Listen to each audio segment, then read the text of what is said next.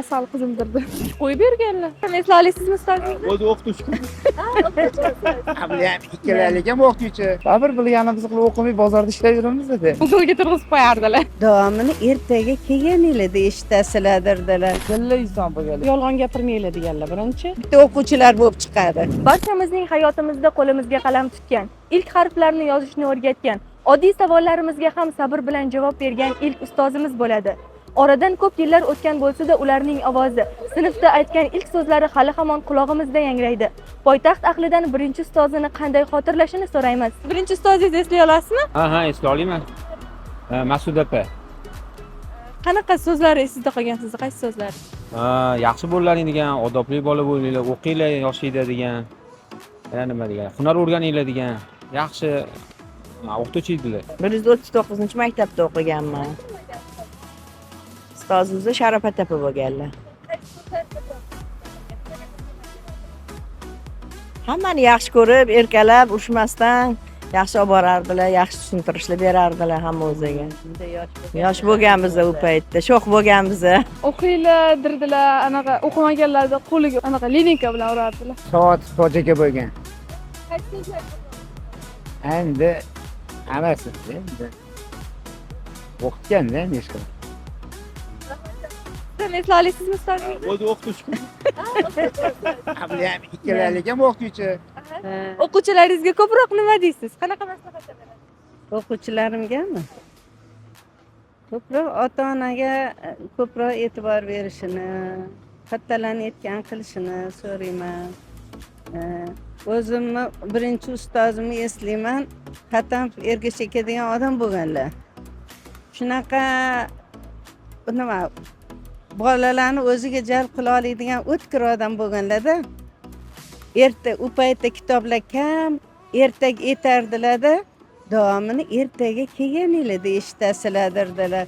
Shuning uchun biz hech ham dars qoldirmay yugurishga harakat qilardik. Yaxshi o'qishdi, yaxshi o'qisang, xudo xohlasa kelajakda yaxshi inson bo'lasan, hayotingda asqotadi deb ular o'qishga anaqa qilganlar, qiziqtirganlar bizga. Yaxshi. Hamma narsani birinchi bo'lib o'zlari o'rgatganlar. Hali ham eslayman. 10-maktabda o'qiganman Labziyadagi. Men eslayman uni. Sog' bo'linglar, salomat bo'linglar. O'qishinglarni davom ettiraveringlar darslarni. Ustozimni eslamayman. Maktabda o'qigan. Maktabda o'qiganman. Qaysi so'zlari ko'proq yodingizda qolgan? Nima derdilar? Deganmi, yaxshi o'qinglar, yaxshi o'qisanglar, yaxshi joylarda ishlaysizlar, yana o'qishlarga kirasizlar derdilar. Yaxshi o'qinglar deyardi. O'qigan, odam bo'lgan, o'qisang odam bo'lasan degan so'zlaringizmi? Murodova Oltinoy Jo'rayevni. Tilla inson bo'lgan. Yozishi bilmagan bola bo'lgan, bog'chaga ham bormaganim qo'limda yozishni o'rgatgan. Ushab gap zo'r xotinlar. Yo'q, ismlari esimda emas. Biz u paytda ustozlar hurmati baland bo'lgan. Endi sho'xlik qilmay, endi bunaqa jinniki hayot bo'lgan bu paytda. Ustozga qaralgan, birinchi sinf bo'lsa ham. Shuning uchun ham men bunaqa sho'xlik qilib narsa qilganimizni eslamaymiz. Yuqori sinflarda-chi? Yuqori sinflarda o'qituvchilarimiz endi yuqori sinf bo'lgandan keyin ongan o'shanga yarasha o'sgan, o'shanga yarasha muomala bo'lgan. Lekin hurmat o'qituvchiga baland bo'lgan, o'ta baland bo'lgan. U 5 metrdan unday chekkaga chiqib turardik. Asosan shu katta sinfga o'tayotganimizda darsga kech qolishlar bo'lardi. O'shanda kech qolmagan vaqtida kelgan berdilar shu. Zo'r ustoz bo'lganlar, maslahatlari yolg'on gapirmanglar deganlar birinchi. Keyin shu yaxshi o'qinglar, kelajaginglar uchun deganlar. Sho'xlik qilsanglar qanaqa jazolarni, misol uchun burchakka turg'izib qo'yish, mana o'g'ilga turg'izib qo'yardilar. Ikki qo'yib berganlar. Hammani taktikasi bir xil-ku, ikki qo'ylar tamom. Lilinka bilan qo'limda urishardi, pul yozgan. Yo'q, erkalardi. Asal qizimdirdi. U paytda minalari bo'lardi. Qo'limizga tiqardilar, sekin tiqardilar. O'sha paytda vahima tuyulardi. Keyin yig'lab, boshqa qilmayman deb. Lekin unaqa qattiq urishmaslar, yaxshi bo'lsin deb qilardilar. Shunaqa qo'rqitardi. Hech bolani bilmagan o'rgatdilar o'shalar. Urushardilar, o'qigan odam bo'lasan derdilar. Baribir bilganimizni qilib o'qimay bozorda ishlayveramiz dedi. Biz dars qoldirganimizda hammamiz turg'izib so'roq qilardi. Javob berardi. Jazolamasdilar, endi ursa janjal qilsang jazolaydilar endi. Shu gapirardilar, bunaqa qilmalaring deb, tanbeh berardilar.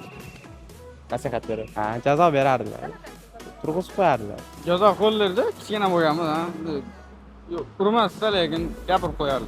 Har bitta harakatlaring bizga shunaqa deyishgan, har bitta harakatlaring o'sha ustozlaringni sizlarga bergan o'sha bilimi, nafaqat tarbiyasi uydagi har bitta oilada bo'ladigan muhitni ko'rsatadi. O'shaning uchun yaxshi tomonlama ko'rsatinglar o'zlaring deyilganda. Agar dars qilmasa, sekin urib qo'yib yoki turg'izib qo'yardi. Ko'chada ko'rishsa ham, bayramlarda ham kelishadi. Bilda ishlagan nimalarim, hali shogirdlarim deymanmi, ular ham kelishadi. Bayramlarda, bo'lgan kunlarda yo'qlab turishadi. Ba'zi o'qituvchilar bor, o'zini o'qitgan o'quvchilarini bolalarini ham o'qitadi. Sizda ham shunaqa holatlar bo'lganmi? Bo'lgan. Sen adangni o'qitganman, onangni o'qitganman deb qo'yaman, deb qo'yardim. Shunaqa. Darsga kirganingizda ma'lum bo'ladi, kimni o'g'li, kimni qizi ekani ma'lum bo'lib turadi. O'xshab turishadi. Mana o'qituvchi bo'lganman. Mana matematika dars berganman. Bu ona tilida dars bergan. Qishloqda dars bergan biza. Hozir ham o'quvchilarimni ko'rsa hurmat izzat qilishadi. Mendan ham ko'p bilan o'quvchilar yaxshi. Ko'p haliga yo'qlashadi-da. Ko'chalarda ko'rsam, mana shu shahar bir burchagiga borsangiz ham bitta mashina qaytib keladi-da. Kim ekan desak, bitta o'quvchilar bo'lib chiqadi. Mana shunaqa o'quvchilar yaxshi hurmat qilibdi haligacha.